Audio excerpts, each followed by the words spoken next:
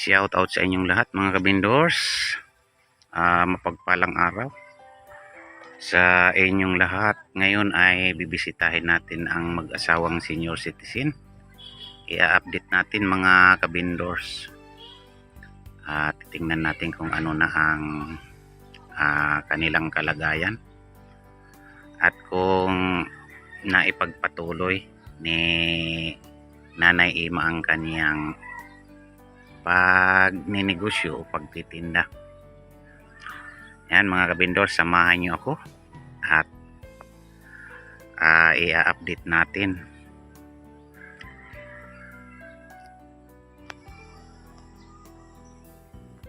Yan mga kabindors, narito tayo sa papuntang kaila Nanay Ima. So, kumustahin natin mga kabindors ang mag-asawa.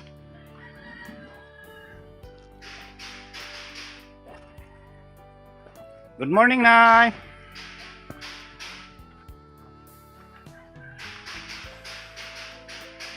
Kumusta na po kayo?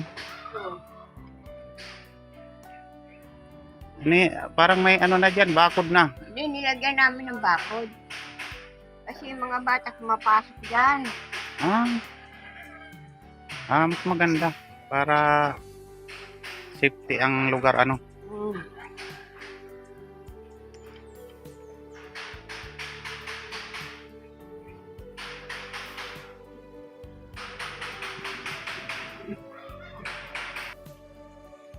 Kumusta na, Nay? Ito pa rin. Nasaan si Tad? Nasa trabaho. Nasa trabaho? Kumusta na yung ano mo, yung pagtitinda mo?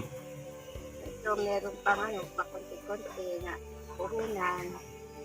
Yung kailangan na dito muna po isang araw. Antayin ko na lang yung sahod ng asawa ko na para madagdagan. May ano ka pa, may Puhunan. Paano, anong nangyari sa puhunan mo? Bakit na yung nabawasan? Pag walang trabaho yung asawa ko, nagagastos din namin na kahit konti lang.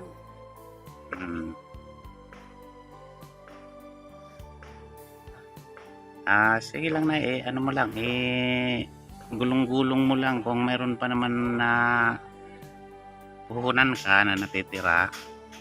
Kasi alam ko naman na maano rin, di ba, kung wala pang trabaho si Tatay Nick, siyempre nagagalaw mo yung puhunan, di ba?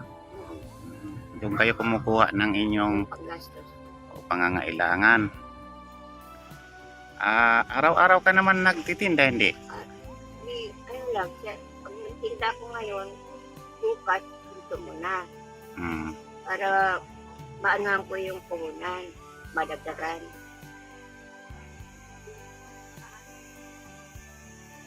Si Tatay ngayon nandoon nagtrabaho. Naka-extra naman siya. Extra na naman siya. Yan mga kabindors, narito tayo kay Nanay Ima. In-update natin yung kanyang pagtitinda mga kabindors. Ang nangyayari doon sa pagtitinda niya, tuloy-tuloy naman mga kabindors ang pagtitinda niya.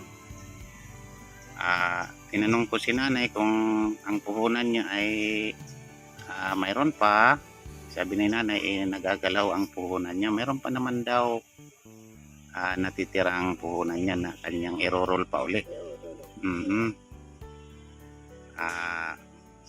Ano naman, dadagdagan na lang niya pag medyo sumahod na si Tatay ni, kasi nandoon nagtatrabaho, dadagdagan na lang niya yung kanyang puhunan niya yan. Kaya natin in-update mga kabindors para malaman natin ang pagtitinda ni Nanay Ima. Yan, sa sobrang hirap ng nila talaga, siyempre kung wala na silang magagastos ba, nadudukot niya ang kanyang puhunan. Di bali na ano, pag kuan i-roll mo lang uli, i-roll ano to, gulong-gulong mo lang uli yung mga puhunan kasi pag ano naman may kita naman yan kahit papaano ano. Kasi doon ang una mong ang una mong ginawa muna, nag-ano ka, fishball noon, di ba? Tapos nag-ano ka doon, anto ka, kamutik yun na doon na walang nabili masyado, nalugi. Sa saging na.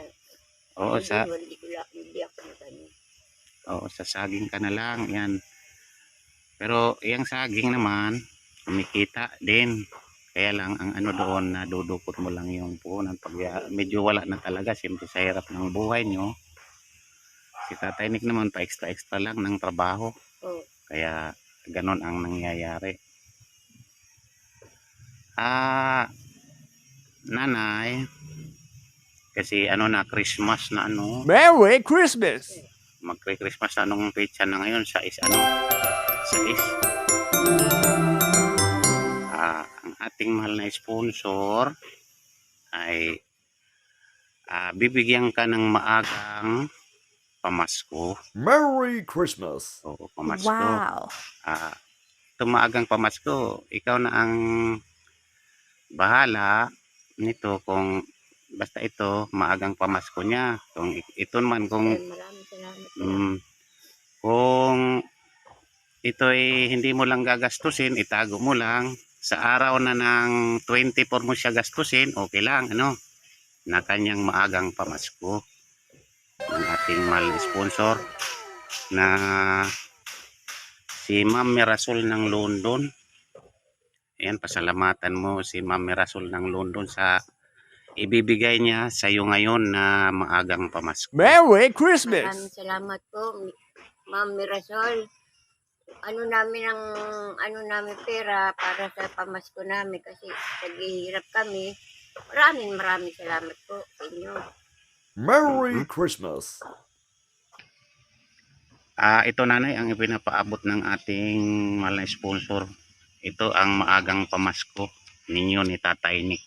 Maraming salamat po, Ma'am Mirasol, sa pagbigay niyo sa amin bilang kaanuhan ng pamasko. Ayan, ma'am, naipaabot na natin ang iyong maagang pamasko dito sa mag-asawa na senior citizen. Maraming salamat po ma'am sa iyong maawaing puso at gininto ang puso na dito sa ating mga kababayan na masyadong hirap ang kalagayan, pagpalain pa tayo ng ating dakilang Diyos sa ating mga ginagawang kabutihan at pagtulong sa kapwa. Yan, thank you so much po ma'am. Ako malaki ang aking pasasalamat sa pag-support mo sa aking content at saka sa mga taong ganito ang kalagayan. Lubos ang aking pasasalamat. Yan nanay, ikaw na ang bahala dyan. Kung iyang pera na yan itatago mo lang muna, tapos saka mo na siya dukutin pag parating na ang ating Pasko, kasi iyan naman pamasko talaga sa iyo yan, na makabili kayo ng mga kakainin nyo ngayong Pasko. Ayan, masaya si nanay na mayroon na siyang maagang pamasko nga galing sa ating mahal na sponsor. Yan, si Tatay Nick ipaalam mo na lang sa kanya mamaya na kayo ay may gift kayo. Oo, bilang kay Ma'am Mirasol. Oo, nakatanggap kayo ng maagang pamasko. Sabihin mo na lang sa kanya para matuwa din siya na mayroon na kayong pagsasaluhan pagdating ng Pasko. Di ba? Wow! Yun. Yan, maraming salamat po sa aking mga viewer, sa aking mga supporter, at saka sa aking mga subscriber, mga sponsor, Ma'am Mirasol ng London, Ma'am Anonymous ng Pennsylvania, at saka Ma'am Liz Danred ng USA, at saka sa iba pa ko pang mga nag-i-sponsor, Ma'am Tiranisi ng Japan, at saka yung mga hindi ko nabanggit, mga kabindors, ay kasama kayo sa aking pagbati. Ayan, thank you so much po. At pagpalain tayong lahat nitong darating na ating Kapaskuhan sa pagsilang ng ating kaarawan ng ating dakilang Kristo na siyang manunubos sa ating lahat. Thank you so much po sa inyong pagsubaybay. Yan, hanggang dito na muna ang aking update sa mag-asawang senior, mga kabindors. Maraming salamat sa inyong panonood at pagsubaybay. Yan, thank you po. Merry Christmas.